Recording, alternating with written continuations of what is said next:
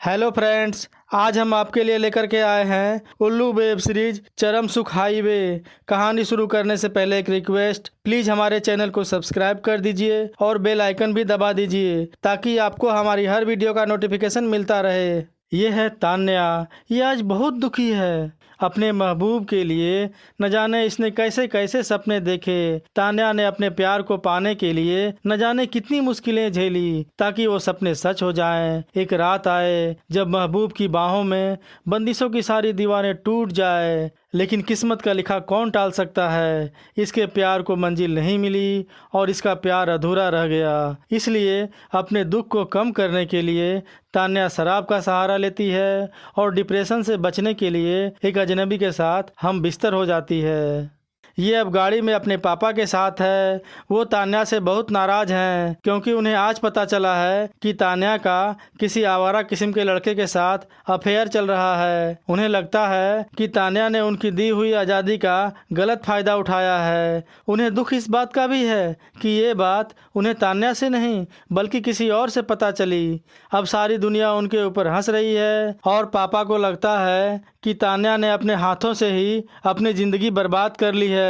तान्या उन्हें समझाती है कि पापा, मैंने आज तक ऐसा कुछ भी नहीं किया जिसके वजह से आपका सर नीचा हो। मैंने प्यार किया है लेकिन प्यार में कोई गलत कदम नहीं उठाया। लेकिन पापा को अब उसकी किसी भी बात पर भरोसा नहीं है, यकीन नहीं है। एक तो पापा यहाँ पर उसके फ्यूचर और कैरेक्टर पर सवाल खड़े कर रहे हैं और दूसरी तरफ तान्या का बॉयफ्रेंड राहुल भी उसे उल्टे सीधे मैसेज भेजकर परेशान कर रहा है। मैं तो तुम्हें पिछले 6 महीने से कह रहा था, तेरा बाप कभी नहीं मानेगा। Let's have sex. सेक्स हो जाने के बाद तुम्हारा बाप मेरे आगे झुकने पर मजबूर हो जाता। जो आज शादी के लिए इनकार कर रहा है वही आदमी खुद मेरे आगे शादी के लिए नाक रगड़ता। तान्या अब राहुल पर नाराज होती है। मैं तुमसे प्यार करती हूँ, इसका मतलब ये नहीं कि तुम मेरे पापा के बारे में कुछ भी बोलोगे। मैं अपने पापा की इंसल्ट बिल्कुल भी बर्दाश्त नहीं करूँगी। अब राहुल नाराज होकर तान्या पर अनाप शनाप ब्लेम लगाता है। मैं जानता हूँ तुम किस टाइप की लड़की हो।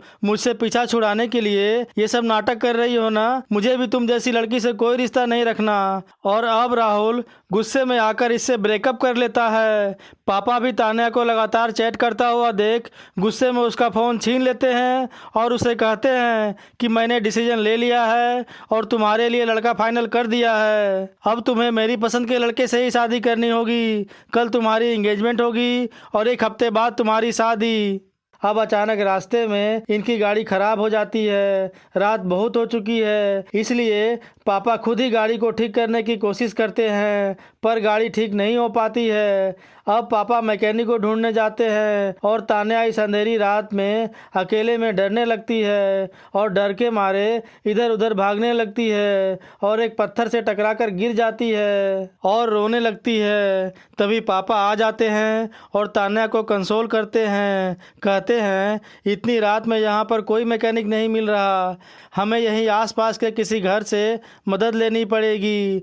अब दोनों बाप बेटी वहीं पास के एक बंगले में मदद मांगने आते हैं और डोरबेल बजाते हैं। घर का मालिक दरवाज़ा खोलता है।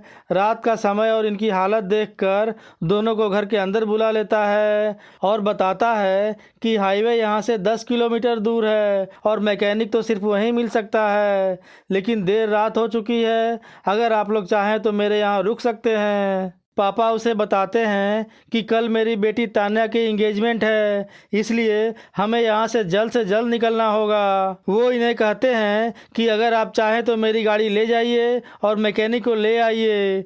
पापा तान्या को अकेला तो नहीं छोड़ना चाहते लेकिन वो मजबूर हैं और अब पापा तान्या को इस आदमी के यहाँ छोड़कर मैकेनिक को लाने चले जाते हैं। अब ये देखता है कि तान्या के घुटने से बहुत खून आ रहा है और इसके कपड़े भी खराब हो गए हैं। ये तान्या को पहनने के लिए अपने कपड़े देता है।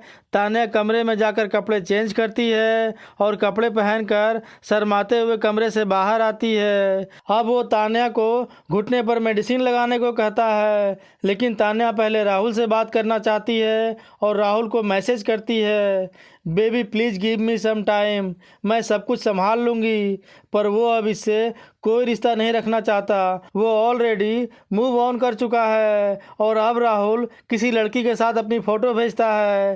तान्या अब राहुल को कॉल करती है, मैं यहाँ तुम्हारे लिए अपने पापा से लड़ रही हूँ और तुम ये सब कर रहे हो। राहुल कहता है, साली नाटक मत कर, तेरी माँ ने मुझे सब कुछ बता दिया है। तू मुझे धोखा दे रही थी ना। कल तेरी सगाई है और 1 हफ्ते बाद तेरी शादी। अब तान्या रोते रोते अपनी माँ को फ़ोन करती है। माँ, आपने राहुल को वो सब क्यों कहा? माँ उस पर चिल्लाती है, मैं और करती भी क्या?